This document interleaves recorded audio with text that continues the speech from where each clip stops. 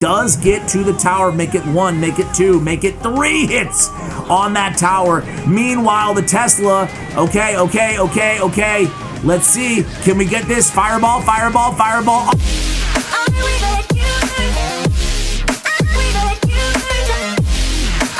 Hey guys, what's going on? This is Ash here, coming at you today in Clash Royale. We are inside our first match here, top ladder. Granted, well, it's not early season anymore, it's mid-season. I can't believe March is already almost midway through.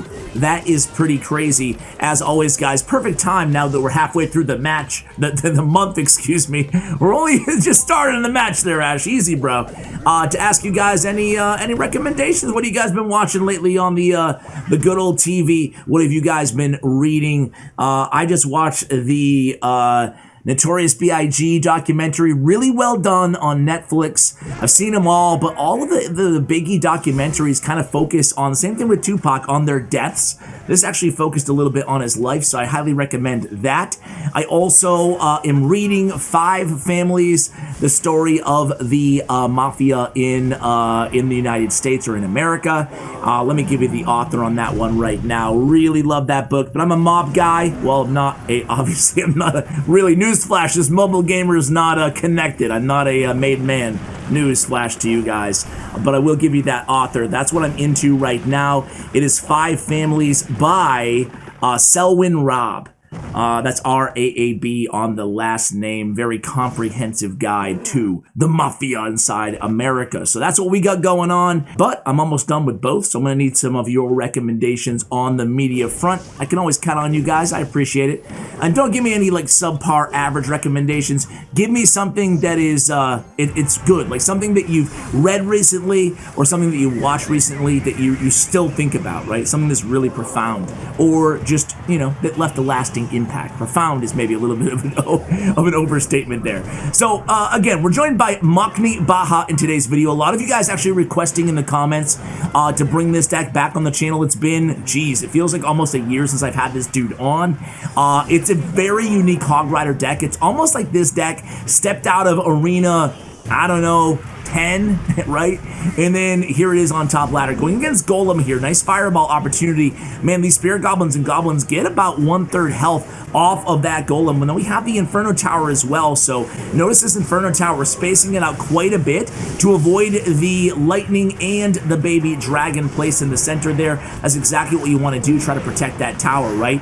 So we got to be careful here. We might no, okay, we just fireball here. We go archers. Archers always clean, always get the job done, right?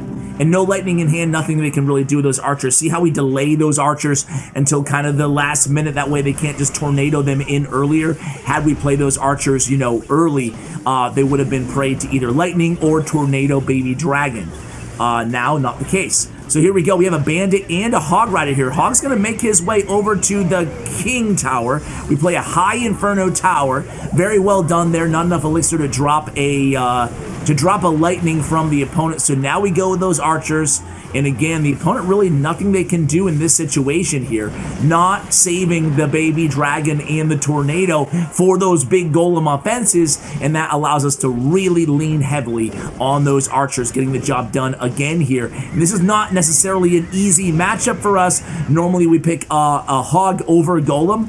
But this matchup, again, he has Lightning for Inferno Tower, he has Goblin Cage, and Tornado for our Hog Rider. So, Makni, being kind of a jerk, putting down a little bit of BM as well, but that's going to be GG. Fireball goes down, and there it goes. Again, able to get away from, how am I going to say this? Get around, there we go. 2 really strong counters to our Hog Rider, putting the pressure on with all those bandits and the Hog Riders as well. Let's go into the next match. All right, guys, here we go on the next one. Just shy of 7,000 trophies right now. Sorry for not checking in on his place right now. Standing, we'll do that after this match. Going against Expo here. Oh, the joys of Expo. I hate this matchup. It looks like 3.0, but you never know. It could also have Ice Wizard. Could be, it looks like Makni doesn't like it either, right? in Conatel, the opponent is just like, yeah, I know, bro. I know. So here we go. It is Icebo. All right, so let's think about this. Again, Tornado and a defensive unit that we're going against here. Oof. You hate to see it, right? Yeah, you really hate to see it. Let's see. Hey, we can beat the other one. This is going to be challenging again, but we go with a high Inferno Tower here. Oh, it's a balloon, man. Well, I thought it was, here I am. I feel like an idiot. Well, this is a much more exciting matchup, though. I'm excited about that. We go with the high Inferno Tower, and the balloon comes down the opposite lane. Everything looked like it was going to be Ice Bow, and it turns out it is a balloon cycle deck. Much more fun to watch against. So now we know what this dude is playing. Now we can have our Inferno Tower actually ready for the balloon. And here comes that Ice Wizard. We know he has Tornado as well. Let's see if we go in a Hog in the left here. We do. Hog and Bandit in the left right now. Big push coming in. We have Fireball in hand. Gonna need it here. Okay. Okay. It looks like we're just gonna tower trade there. So I like that decision. They get the NATO out of their hand as well, so they had to spend a bunch of elixir. We fireball the last second there, trying to mitigate King Tower damage. That would have been bad if the Ice Wizard unchecked with the balloon on our King Tower had we not fireballed. So well played comes down from the opponent. Now we know what they're playing. It's very, very interesting. It is just like spelly cycle with the, well, you guys can see the card just as well as I can. So here we go. It's going to be a balloon in the back by Continental. We also go with the Ice Wizard. We go with that high Inferno Tower again. They get the Knight down in time. We go Hog Rider in the right. Skarmy in the pocket. Fireball comes down. We go with the Archers right away. We're going to be just fine on defense here. We will take death damage, but we do score one, make it 2 Hog Rider hits, and the Tesla comes down a little bit late. So the Tesla's just kind of sitting there now, and immediately another balloon comes in from the opponent. We go, oh, I love that Inferno Tower placement there. We go really high with that Inferno Tower. It gives us a little bit of time. We'll get those Archers back in cycle. Instead, we go with that Bandit. We don't need the Archers. We have 1 Spirit Goblin left alive there, helping chip that balloon away. A big push coming in here, but nice defense from the opponent until the Bandit charged on the tower, 1980. I like this kind of strategic putting the pedal on the proverbial brakes, pedal on the brakes, pedal on the brakes, and then boom, we attack with the Bandit and the Hog Rider. Again, Archers here. That's going to be just fine. Take care of that balloon, no issues at all. And here we go again. It's again the Bandit, the Hog Rider. Fireball goes down. NATO's in hand, pushes everything back, but again, we get the fireball damage, so we're keeping in the damage lead by around 800 damage here in this second match of the video. Skarmy enveloping the Knight and the Ice Wizard there in the right-hand lane. We go again with that Inferno Tower in the pocket. So let's see how this plays out. Again, we know the move that we love to do. The Bandit, let's see if, okay. So we're going with that Skarmy. Excuse me, we're going with the Goblin Gang there in the pocket. Fireball does come down, Archers are back in hand. So between the Archers, Fireball, and Inferno Tower, we got this on lockdown. However, we are taking more death damage. And now just like that here, we have to defend against the Ice Wizard. We go in, Skarmy, Hog Rider, Fireball, NATO comes down. Bandit's still alive. Hog does get to the tower. Make it 1, make it 2, make it 3 hits on that tower. Meanwhile, the Tesla, okay. Let's see. Can we get this? Fireball, fireball, fireball, offense. Boom, we got it. Ooh, that was a close one. That was a very close one. That was so much more fun than watching Expo, let me tell you. We are now 4:30. I thought we were a little bit higher. Maybe you tilted before the video. Either way, we'll come back at you guys when we find the next match, aka right now. Here we go. Let's see if we can get a nice win streak going here against Top from Mashad. So, starting plays, he goes, man, dude, he goes aggressive, dude. He goes with the Hog Rider and the Goblin Gang, and it pays off. Tons of damage. Gonna have to deal with the counter push, and it's gonna be a big one. I can't believe we went that aggressive. Leading on the Skarmy there, and we go log, but we're gonna, okay, Archers, and Bandit. So, hey, we're able to defend. Granted, we have about a 2 elixir deficit, but a huge damage advantage, all off of going super, super aggressive there with a Hog Goblin Gang to start things out inside this match. Wow, that's a big elixir investment. You typically don't see players here on the channel doing anything like that as a starting play. Anyway, here we go. Inferno Dragon in the back by the opponent. We go in, Goblin Gang. I'm thinking they have Mega Knight as well. But we'll see. So Skarmy's down. And they just go bats. So yeah, it does look like the last card here is going to be Mega Knight. Let's see what we go with. Just a Fireball. We say we don't want to deal with any of that crap. Fireball takes care of it all. Oops comes down from top. And he kind of wastes the Miner there at least. And then he sends in the Skeleton Barrel. Okay, so we have the Archers. We also have the Log in hand, but we don't need it. Archers will clean up against the Skeleton Barrel, as you guys just saw there, just fine. I'm going to go Hog in the left-hand lane. And he's going to go... nothing. He didn't want to use the Mega Knight on defense. He's trying to tower trade here instead. We have that Skarmy way up high. Very well played. He decides to zap not the Skarmy, but instead the Inferno Tower. We have the gang back in hand, guys. So this is going to be easy defense here. We go with the Bandit as well. Oh, man. That one, he made it look pretty easy there. Granted, we did go very aggressive to start things off, and again, as we spoke about, it paid off.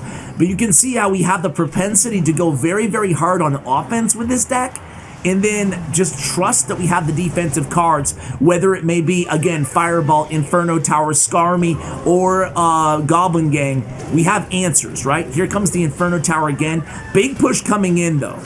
Again, we want to see, he uses the Zap, but where did he use the Zap? On the Inferno Tower, huh? Okay, we have Gang back in hand. Archers putting in work. Bandit as well. No worries. The dude could barely touch our tower. Good game comes down, and that's going to do it again here, guys. With only 13 seconds left on the clock, there's not enough time. You can see one of his favorite plays, though, is kind of stacking the Skarmy and the Goblin Gang inside the pocket with the kind of parlay with the Hog Rider in the lane. And there it is, unable to secure that 3 crown at the end, but that is 3 matches, 3 victories. Let's keep it going here, guys. Are we in? We better be inside the top 400 now. 357. Let's keep the win streak alive. All right, guys, here we go. It's Amine. I wanted to say anime, but it's Amine. So going against Pekka Bridgman here, guys, in match number 4. You can see we started things out with a Bandit probably in the back. My bad on being a second late there. We go in with the Skarmy. Zap immediately comes down. We have the Bandit at the ready there. So let's see how we do in this matchup. Bandit gets a free dash against that. Whoa, another dash. Dude, that Bandit was on a tear. Now we can just totally ignore that Battle Ram. Magic Archer reloaded for the opponent in the back. Fireball immediately comes down on the Magic Archer, as we are apt to do. No one wants to deal with Magic Archers. Nobody wants to deal with Magic Archers. Always Fireball Magic Archers. And here we go. Flying Machines and Magic Archers, right? Those are like the automatic Fireball. It doesn't matter what they have in their decks. But if they have both, what do you do? So anyway, here we go. Gang responds to the Bandit again. We have the Royal Ghost. We're going to be aggressive here at the bridge. Oh, look at that. Zap does come down. So now we can just lean on the Skarmy again here. They do have poison, so we want to keep that in mind. But again, a double dash there for the Bandit. And it looks like we'll get 1 arrow. Yes, 1 arrow on that right-hand tower. 28:01 here with about 15 seconds remaining inside single elixir time. And again, Fireball immediately on the Magic Archer. And yeah, Pekka and Poison, the last 2 cards for the opponent. Of course, we haven't used 1 Hog Rider yet. Let's see if we go left lane with a Hog here. We do. So Hog and the Gang and the Bandit all coming down. I love when he does this, man. He goes very, very aggressive, predicting everything the opponent's going to throw at us here on defense.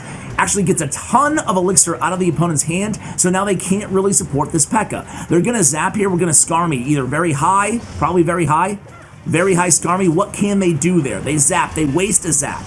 And that's how you do it with this deck. Clearly, we've seen this move time and time and time again here by Mockney, right? And I imagine if you're not doing that move, then you're probably playing this deck wrong and you're probably going to lose a lot. And that is really going aggressive on offense a lot, and then just leaning on the Inferno Tower and then baiting out small spells on the opposite end, right? If they don't have a lot of elixir to support their big pushes, whether it's a Pekka or a Battle Ram or whatever, then they can't deal with a Hog Rider, a Goblin Gang, and a Bandit all coming at them in the opposite lane. So here comes that preemptive Pekka. We're just going to Fireball here. And again, Machni, little bit of a dirty BMer, man. Little bit. Here we go. Dual lane pressure. We split Skarmy. We split the Goblin Gang. A high Inferno Tower. One log and one fireball will do it, and that's going to be GG's. He does it again. That's 4 victories in a row. There it goes. Let's see if we can make it 5 in a row here to conclude this video. 286. The push continues when we return. All right, guys, going for another one against Big O. All right, Big O. Let's see what you got. Let's give him a good luck Inferno Tower. Let's make it for 5 in a row. Zap comes down again, so we know he has Zap. That's important information. What's the information you're trying to collect? What are their small spells? What are their big spells, especially in a deck like this? What are their Hog Rider counters? And Mega Minion comes down. We go get 3 hits with that Hog Rider. So maybe a lava deck. And right there, it is lava. So this is the Big O. I think I might have had this dude on the channel like a year plus ago. So we go with the Skarmy there. And here come the Skeleton Dragons. So how are we going to contend with a Lava Loon deck? Probably just going to ignore these. We don't really have a good... Okay, we go with the Bandit there. I like the Bandit play because it forces now Barbarians out of his hand. We can just fireball that. Oh, we go with the Goblin Gang in the center. I guess that will work too. Nope. Okay, now we can fireball. Archers. We have 1 elixir left for fireball. We're going to use it. Looks like we're not going to... Okay, we are going to use the fireball. We do take 1 hit there. Well played by Big O. Able to sneak that balloon in there for a hit plus death damage. Almost got 2 hits. So it was a smart fireball to actually use there. All right, so this guy has, I think, Barbarians and Miner as his only ground cards, potentially. Let's see. Okay, it's Barbarians and Tombstone. So we go Hog Rider immediately into that Tombstone. Go with the log as well. That will get the Hog to the tower for 1 hit. Mega Minion out of hand again for Big O. Lava Hound comes in, sneaks in front of that Mega. Oops comes down. We go with the Bandit. They go with the Skeleton Dragons. We score a Bandit hit there. Let's see if we fireball this. Might as well, right? He might go in with a balloon here again. We're still 2 cards away from Inferno Tower, I believe. We go Hog with the Gang and the log. Well played. Zap comes down from the opponent. That was a very, very nice heads-up play there, right? Cycled us back to another Inferno Tower, most importantly. So now we have Archers, Inferno Tower, and Fireball all in hand for defense. That's exactly what you want to do, right? If you're caught in a bad cycle, that's how you fix your cycle. You're aggressive with a Hog Rider and a Goblin Gang at the bridge, even knowing he has Barbarians in hand. We also got a log out of our hand and able to keep that cycle going. Get back to, you're seeing it again right here, get you back to our most important cards on defense. We already have Inferno Tower, and we have Archers, and we have Fireball, all back in hand again. So here comes the Fireball. We go in with the Gang. We get 1 log onto the tower. It's going to be a big counter push coming in here. Do we go with a Fireball? Might as well. We do clip the Mega Minion just barely as well. So again, let's see if we go aggressive here. He has Barbs in hand. Okay, we go high with the Inferno Tower. I love it. We're going to cycle the Hog. Skarmy. Log. Oh, that log just won us the game.